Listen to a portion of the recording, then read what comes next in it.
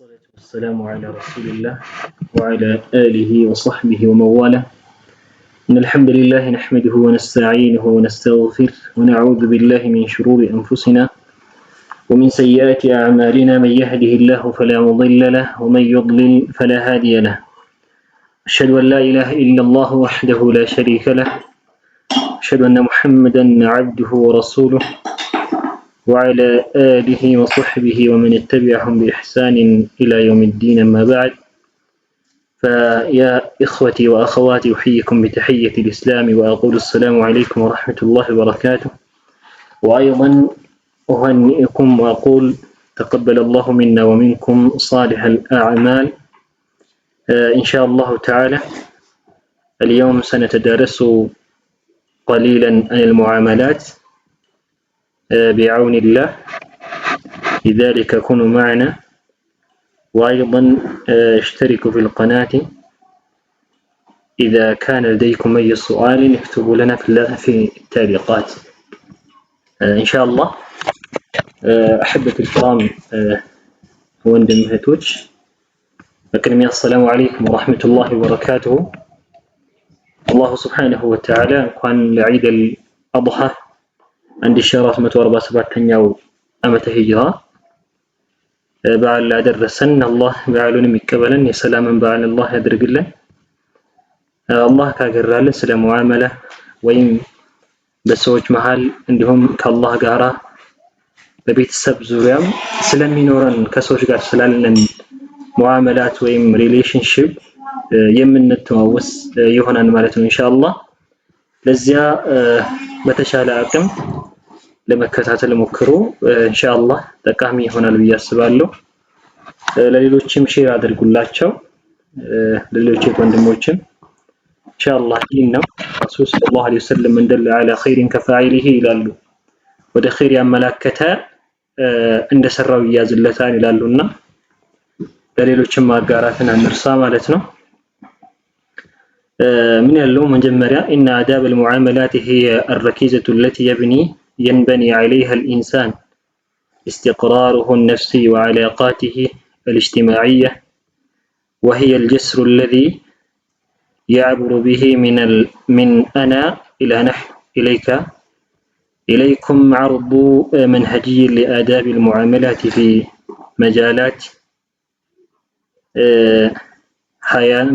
مجالات حياتنا. ሙዓመላ የሚባለው በጥቅሉ አንድ ሰው በህይወቱ ላይ በየቀኑ የሚያጋጥመው ነገር ነው።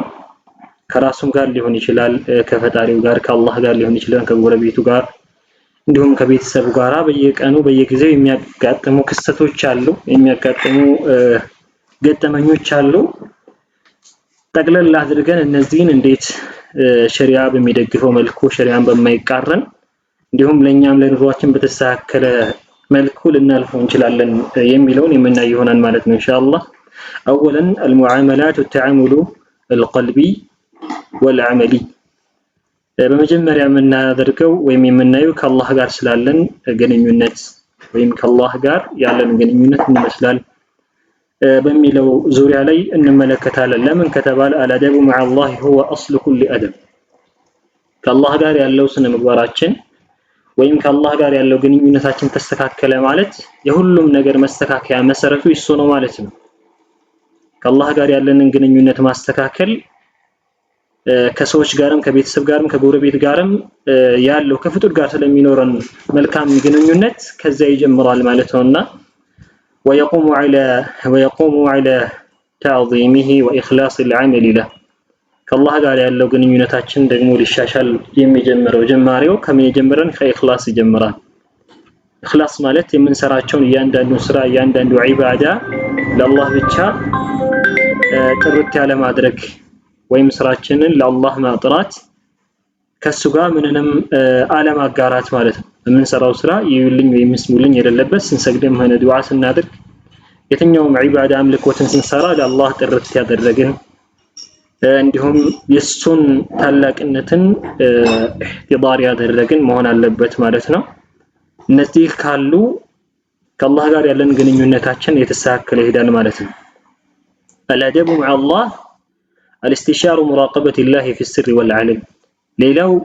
ከአላህ ጋር ያለንን ግንኙነት ከሚያስተካክሉልን ነገር መሃል አልኢስቲዕሻር በውስጣችን ማወቅ መገንዘብ ማስታወስ ምንን ሙራቀበቲላሂ ፊስሪ ወልዐለን አላህን ማስታወስ በድብቅም ለብቻችንን በምንሆን ጊዜም ሆነ ከሰዎች ጋር በምንሆንበት ሰዓት አላህ ያየናን ይሰማን ይመለከታን የምናደርገውን ነገር ይከታተልናን የሚለውን ኢህቲዳር ማድረግ ይኖርብናል። ወርዳ ቢልቀዳኢ ወሑስን የظን ቢሂ ሌላው አላህ በሚወስነው በየትኛውም ውሳኔ በሱ ውሳኔ መውደድ ለኸይር ነው አላህ ይሄን ያደረገው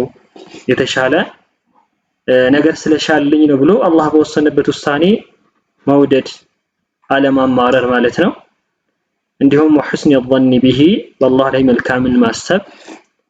አላህ የተሻለውን ለኔ ያደርግልኛል እኔን የሚጎዳኝን አያደርግም ብሎ በአላህ ላይ መልካምን ማሰብ ልክ ረሱል ሰለላሁ ዐለይሂ ወሰለም በሐዲሳቸው ላይ እንዳሉት አና ዒንደ ظن عبدي لنا الله እኔ ባሪያዬ ባሰበኝ በእኔ ላይ በጠረጠረኝ ላይ ነኝ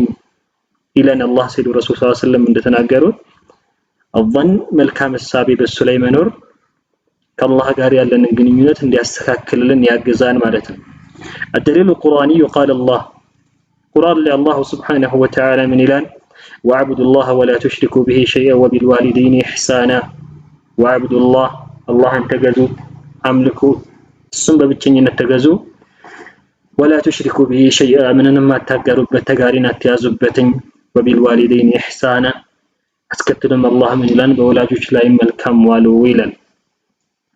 على كل حال عند سو كالله قال سلالو ግንኙነት እንዲስተካከልለት ከፈለገ እነዚህን መስመሮች ሊከተል ይገባል። ከአላህ ጋር ያለው ግንኙነት ከተስተካከለለት ደግሞ ሌሎች አላህ እንዲስተካከሉ ያደርግለታል ማለት ነው። الفائدة الطمأنينة النفسية وتيسير الأمور ونيل المعية الإلهية الله ከሱ ጋር ያለን ግንኙነት ከተስተካከለ ከምናገኛቸው ፋይዳዎች ወይም ጥቅሞች መሃል ምንድነው? አንደኛው الطمأنينة النفسية ነፍሳችን ጡማኒና ታገኛለች መረጋጋት የውስጥ ሰላምን አላህ በውስጣችን ላይ እንዲሰፍን ያደርጋል። ወተይሲር الامور ነገሮችም እንዲገሩልን አላህ ያደርግልናል። ወነይል المعية الالهية እንዲሁም የአላህ እገዛና ረድኤቱ በእኛ ጋር ሁሌ የሚኖራን ወይም በየትኛውም ሁኔታ ላይ አላህ ያግዘና ይረዳናል ማለት ነው። ለዚህም አላህ Subhanahu በቁርአን ውስጥ ሚዲያን ان الله مع الذين اتقوا والذين هم محسنون አላህ Subhanahu وتعالى ከነዚያ እሱን ከሚፈሩት መልካምን ከሚሰሩት ጋር ነው ይልና አላህ Subhanahu መልካምን የምንሰራ ከሆነ እሱን በትክክል የምናመልክና የምንፈራው የምንገዛው ትእዛዙን የምናሟላ የምናከብረው ከሆነ በሚያጋጥሙን በየትኛውም ነገራቶች ላይ አላህ ከኛ ጋር ይሆናል ያገዘናል ማለት ነው። مثال عندما يواجهك تحد في مشروعياتك ለምሳሌ በምንሰራው ስራ አንዳንድ ተግዳሮቶች በሚያጋጥሙ ሰዓት ወይም ችግሮችን በመናገኝ ሰዓት በዚያን ጊዜ የአላህን ከኛ ጋር መሆንን ካሰብን ካስታወስን ከኢዳረቲ الماشية تعتمد على التخطيط البطيء ግን አላህን ከኛ ጋር መሆኑን ማሰብ ማለት ተቀምጠን ይሱ ያረግልናል ማለት ሳይሆን አንድ ነገር ሰበብን እያደረስን ወይም የዚያን ነገር ለማሳካት ከኛ በኩል የሚጠበቀውን ሰበቡን እያደረግን እየሰራን በዚህ በመናደርገው ጥረት ላይ በመናደርገው እንቅስቃሴ አላህ ስኬታማ ያደርገናል ብለን እንድናስብ ያደርገናል። مع التوكل التام على الله في النجاح በመናደርገው ስራ ላይ በመናደርገው እንቅስቃሴ በአላህ ላይ ከተወከልና ከተመካን ይህን ነገር አላህ ያሳካልኛል ብለን እርግጠኛ እንድንሆን ያደርገናል ማለት ነው። ሌላው ሙዓመላ ግንኙነቶች ላይ ከምናየው ነገር በይነ الزوجين المودة والرحمة በባልና በሚስት መካከል ስለሚያስገኘው ስለሚኖረው መኗኗርን በተመለከተ እናያለን ማለት ነው። الزواج ميثاق غليظ يقوم على التكامل لا على التنافس ትዳር የሚባለው ነገር ሚሳቁን በመሐከል በሁለት ሰዎች መሐከል የሚኖር ቃል ነው የሚኖር ቃል ኪዳን ነው። ይሄም ደግሞ ሊንቆም የሚችለው በመተጋገዝና በመከባበር እንጂ በመወዳደር ላይ አይሆንም ማለት ነው። አለበ ወተጋፉሉ عن الزلات በእነዚህ ነገራቶች ላይ ከሚያግዘው ነገር መሃል አንዱ ምንድነው? التغافل ይቅር ማለት ወይም ማለፍ አዘላት ድንገተኛ የሆኑ ስህተቶችን ወይም ድንገተኛ ስህተት በሚከሰት ሰዓት ኸጣ በሚገኝ ሰዓት ማለፍ ይቅር ማለት ያን ነገር አለመያዝ እንዲሁም وإحسان القول والتقدير المتبادل እንዲሁም በመሐከላቸው አንዱ ባንዱ ላይ መልካምን ማሰብ መልካምን መጠርጠር والتقدير المتبادل በሁለታቸው መሐከል ደግሞ መከባበር መኖር ለሁለት አጋሮች ወይም በትዳር ላይ አጋዥ ይሆናል ማለት ነው ወይም በመሐላቸው ያለው ዳራቸው ተከተለና ሰላማዊ ህይወት እንዲኖሩ ያግዛቸዋል አላህ Subhanahu Wa Ta'ala አጋሮችን አስመልክቶ በቁርአን ውስጥ ምን ይላል ሁነ ሊባሱን ለኩም ወአንቱም ሊባሱን ለሁን እናንተ እነሱ ለእናንተ ልብሶቻችሁ ናቸው እናንተም ለነሱ ልብሶቻቸው ናችሁ ይህን አላህ Subhanahu አንዱ ለአንዱ የተፈጠረና ወይም አንዱ ካንዱ ጋር ተዋህዶ መኖር እንዳለበት الله سبحانه وتعالى يتقومال ማለት ነው الفائدة والاستقرار العاطفية وبناء بيئة آمنة للنمو الشخصي والتربوي كم ያስገኘው ነገር الفائدة والاستقرار العاطفية እነዚህ ነገራቶች ካሉ መከባበር ካለ በሚከሰቱ አንዳንድ ስህተቶች ላይ መተላለፍ ካለ እንዲሁም በሁለቱ መሐከል መከባበርና መልካም መተሳሰብን ካለ ምን ያደርጋል ከሚያስገኙ ጥቅሞች الاستقرار العاطفية በመሐከላቸው ያለው ውዴታ እንዲጠነክር እንዲዘልቅ ዘላቂነት እንዲኖረው ያደርጋል وبناء بيئة آمنة እንዲሁም የተረጋጋ ቤተሰብ መመስረት ላይ ያግዛል እንዲሁም የሚለመልምና የሚያድግ ፍሬያማ የሆነ ቤትና እንዲሁም ትውልድን ለመተካተም ከሚያግዙ ነገራቶች ናቸው ማለት ነው مثلا كان النبي صلى الله عليه وسلم في بيته يخصف نعليه ويساعد اهله رسول صلى الله عليه وسلم ከቤት በሚገቡ ሰዓት ከሚስቶቻቸው ጋራ መልካም ንግግር ይነጋገሩ ነበር እንዲሁም በቤት ውስጥ ያሉ መሰራት ያለባቸው ወይም አንዳንድ ስራ በሚገዛባቸው ሰዓት ያግዟቸው ይረዷቸው ነበር ማለት ነው ለምን فإن المشاركة في مهام البيت وتفهم ضغوط العمل تخلق مودة لا تزول እነዚህ ነገራቶች ካሉ መተጋገዝና መረዳዳት አንዱ የአንዱን ልፋትና የአንዱን ጥረት መረዳዳት ካለ የማያልቅ የሆነ ወይም በመሃሉ የማይቋረጥ የሆነን ውዴታን ወይም በመሃላቸው ያለው ግንኙነት እየጠነከረ እንዲሄድ ያደርጋል አንዱ ለአንዱ የሚረዳና አንዱ ለአንዱ የሚያግዝ ከሆነ ማለት ነው الثالثة مع الأولاد الرحمة والقدوة እንዲሁም ሶስተኛ ላይ ሙዓመላ ወይም ግንኙነትን በመነመለከት ሰዓት በወላጆችና በልጆች መካከል የሚኖር ይሆናል ማለት ነው الرحمة والقدوة ልጆችን በተመለከተ መልካም አስተዳደግን እንዴት በእስልምና ላይ ማሳደግ ይቻላል ወይም ነገ ለትውልድ ለራሳቸውም አልፈው ከቤተሰብም አልፈው ለትውልድ የሚሆኑ ልጆችን እንዴት ማፍራት ይችላል ለሚለው እስልምና በሰፊው ያሳል ማለት ነው አለቡ معهم هو زرع الأدب معهم هو زرع القيم قبل أن يكون أمرا بالفرائض በእነሱ መካከል በሚኖረው ሁኔታ ላይ መልካምን ማቀጣጨትን መልካም መስመርን ማስያዝን ይኖረዋል እንዴት ከተባለ العدل بينهم በልጆች መካከል ፍትሃዊ መሆን والانصات اليهم መናገር በሚፈልጉ ሰዓት ለሚናገሩት ነገር ትኩረት ሰጥቶ ማዳመጥ የሚፈልጉትን ለመረዳት መሞከር والرحمة بهم دون تدليل مفروض ለነሱም ማዘንና መራራት ድንበር ያለፈ ሳይሆን ማለትም በጣምም ተለቀው መስመር የሳቱ ሳይሆን መሐከል ላይ ማዘን እንዲሁም በመልካም መስመር ላይ እንዲሄዱ ወይም መልካምን መንገድ መሄድ እንዲችሉ የሚጠቅማቸውና የሚጎዳቸው ነገር ለይተው እንዲያውቁ ማስረዳት፣ መናገር በሚፈልጉ ሰዓት ለመናገር ለማለት የሚሞክሩትን ነገር ለመረዳት መሞከር፣ ለነሱ ማዘንና መራራት ከመንገድ እስካላወጣቸው ድረስ እነዚህን መስመራቶችን መከተል አስፈላጊ ይሆናል ማለት ነው። الدليل القرآني في قصة لقمان الحاكم ስለ ልጆች አስተዳደግን በተመለከተ አላህ Subhanahu Wa Ta'ala የሉቅማንን ታሪክ በቁርአን ላይ ሲጠቅሰው ሉቅማን ምን አለ ይለን አላህ ያ ቡነየ ላ ቱሽሪክ ቢላሂ ኢነ الشرك لظلم عظيم ሉቅማን الحكيم ልጁን ምን እያለ ይመክረው ነበር? ያ ቡነይ ልጄ ሆይ ያ ቡነየ ላ ቱሽሪክ ቢላህ በአላህ ላይ ምንንም አታጋራ፣ በአላህ ላይ ከማጋራትን ጌታህን ከመግዳን ተጠንቀቅ ይለው ነበር። ኢነ الشرك لظلم عظيم ለምን ከተባለ ሽርክ የሚባለው ነገር ታላቅ በደል ነው፣ ታላቅ ዙልም ነው፣ ጌታህን አላህን መካድ ነውና ከዚህ ነገር ተጠንቀቅ ይለውና ይመክረው ነበር ማለት ነው። استخدم اسلوب اللطيف يا بني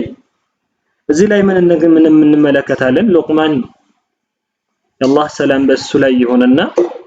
ልጁን በሚጣራ ሰዓት ለስለስ ያለ ቃል ነበር የተጠቀመው። ያ ቡነየ ልጄ ሆይ በማለት በደህራሄ በእዝነትና ለሱ ያዘነ ቃል ባለበት ነበር የሚጣራው። አስከትሎ በዚህ መልኩ ልጆችን መቅረብ ወይም ደግሞ በአማረ አነጋገር ወይም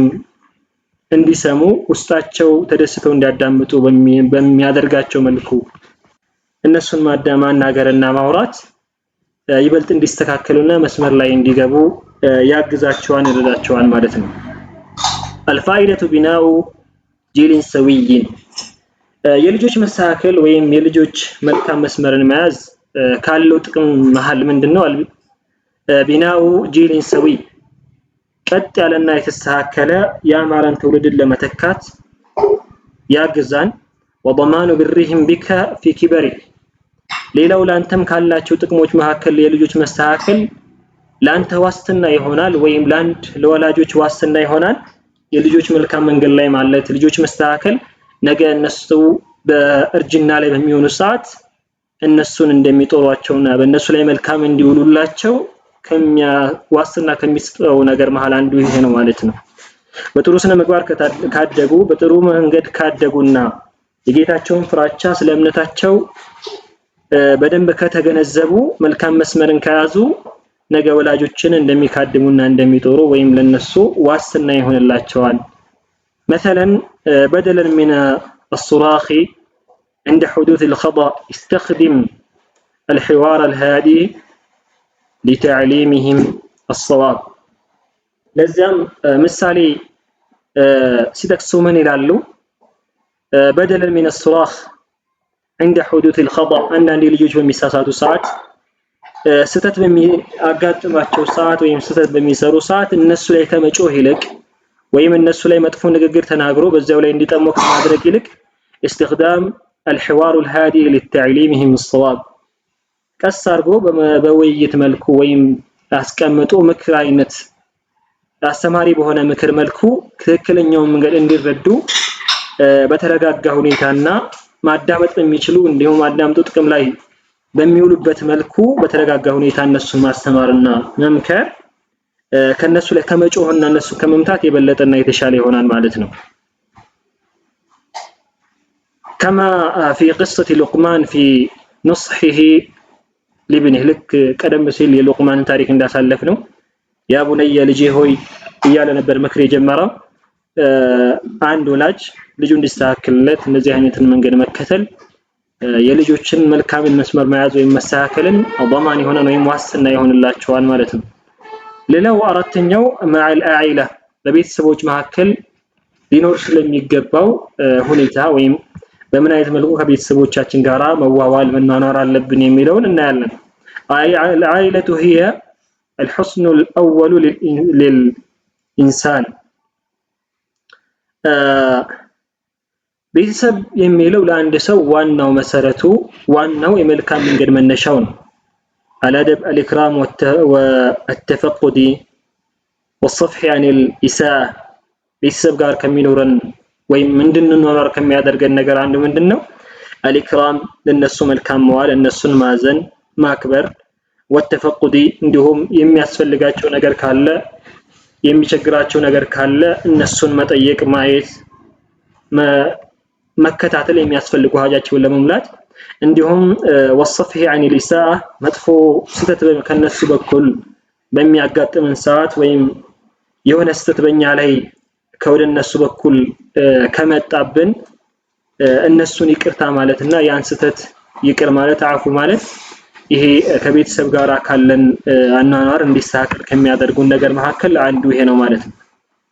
الله سبحانه من لا وآتي ذا القربى حقه والمسكين وابن السبيل تقبل القرآن لي الله سبحانه من الآن وآتي ذا القربى حقه يقرب زمدهم حق ستو أزن اللات لان وآتي ذا القربى حقه يقرب زمدهم أزن اللات يميقبون حق ستو والمسكين لمساكن وجلها مسكين وچم زنولاچو وابن السبيل عندهم من قدن يوچم لمن قد علافي وچم زنولاچو لنا الله سبحانه وتعالى الفائدة البركة في العمر والرزق ቤተሰብ ጋር ሰላም ሆነ ማለት አንድ ሰው ቤተሰቡ ጋር ሰላም ከሆነ ከሚያገኛቸው ጥቅሞች መካከል ምንድነው البركة በረካ በሱ ላይ ይዘንባል በረካ አላህ በሱ በሪዝቁ ላይ በሚያደርገው ስራ ላይ በረካ አላህ ያደርግለታል والعمر بعمرም ላይ በሪዝቁም ላይ አላህ በረካን ያደርግለታል وقوة الجبهة الداخلة للأسرة إنهم يتنكرنا مسرة يعز بيتساب እንዲገነባም ያደርጋል ማለት ነው مثال حتى لو قصر أحد الأقارب فإن المبادرة بالسلام والإحسان صلة من قطعك مثلا بيتساب ጋር ዝምድና መቀጠል ሲባል حتى لو قطع أحد الأقارب አንዱ ካንተ ቤተሰብ ነው ብለህ ከቅርብ ዘመዶችህ ላይ لو قصر أحد الأقارب የሆነ ነገር ካንተ በኩል ቢያጎልብህ ወይም ከሱ በኩል የሆነ ተጽዕኖ አንተ ላይ ቢያድር ወይም ጉዳት ቢደርስብህ ወይም ቢያኮርፍህ ወይም ዝምድናን ቢቆርጥ ማለት ነው فإن المبادرة بالسلام والإحسان እሱን ሰላምታ ለማድረግ አንተ ጥረት ማድረግ እንዲሁም በሱ ላይ መልካም መዋልህን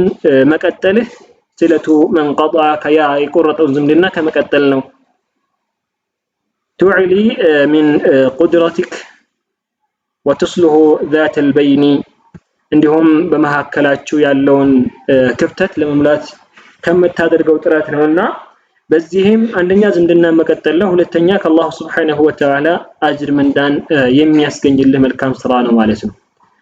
በመጨረሻ ላይ مع الجيران ከጎረቤቶች ጋራ እንዴት መናኖር አለብን የሚለው እናያለን ማለት ነው الجوار هو الرابط الاجتماعي الأكثر ملامسة للحياة اليومية ጎረቤት ብሎ ማለት ከማንኛውም ሰው የበለጠ ላንተ በየቀኑ በሚያጋጥሙ ክስተቶች ላይ በሚያጋጥሙ ሁኔታዎች ላይ አብሮ የሚካፈልህና የሚመለከትህ ነው ማለት ነው إذا الأدب كف الأذى والتفقد أحوالهم ومشاركتهم في المناسبات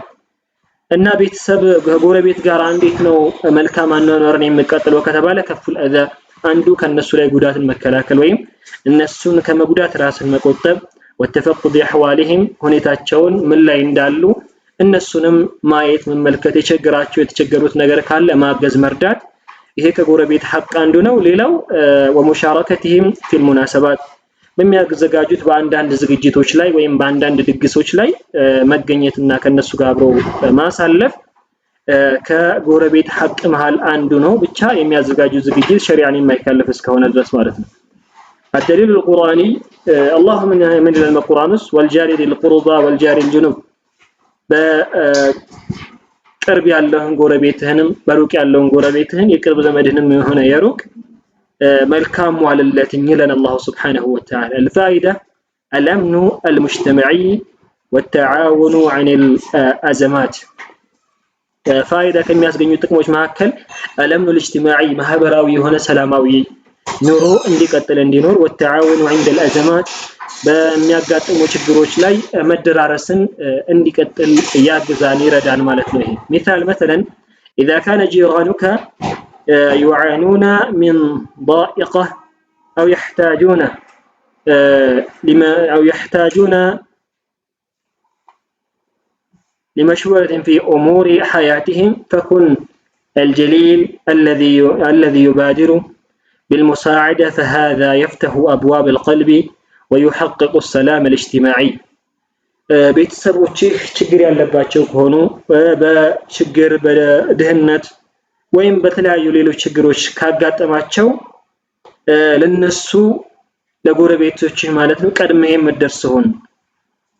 እንዲሁም በሚያጋጥማቸው የትኛውን ችግር ላይ አብረህ ችግራቸውን ለመካፈልና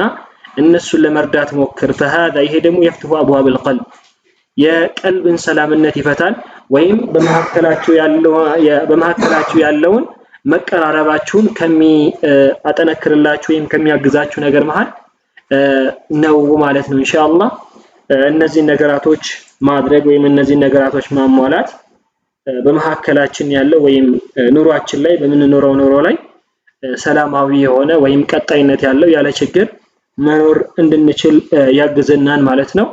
جعلني الله وإياكم من الذين يستمعون القول فيتبعون أحسنه الله بسمو كم يتقموا تادركن باوقوت كم يسروتم يادركن إن شاء الله تعالى بتشعل أكم شير أدركوت ليلوش ما قاروتي مثلا الجروبوش لا يليهون يشلال وين بقل مليهون يشلال السراجوت ليلوش سوتشم إن شاء الله سمتوا يتقمبت رسول صلى الله عليه وسلم أن يهدي الله بك رجل واحد خير لك من حمر النعم الآن በአንተ ምክንያት አንድ ሰው ቢቀና አንድ ሰው መስመርን ቢይዝ ትክክለኛ መንገድን ቢይዝ ከቀያይ ግመሎች ይበልጥ የተሻለ ለአንተ በላጭ ነው ይላሉ ረሱል ሰለላሁ ዐለይሂ ወሰለም ለዛ ኢንሻአላህ ሁላችንም የምንችለውን ያክል መናገር የቻለ ይናገር እንዲሁም መናገር ያልቻለ ደግሞ የተናጋሪዎችን ንግግር ያሰላልፈ ማለት ነው ሁላችንም አላህ Subhanahu Wa Ta'ala መልካም ስራችንን ይቀበለን መልካም ስራ የሚያግራልን በስተት የሰራናቸውንም ሆነ በያወቅን የሰራናቸውን ስህተቶችን አላህ ይቅር ይበለን ወደሱ ተመላሾች ያድርገን ኢንሻአላህ Ta'ala በሚቀጥለው አላህ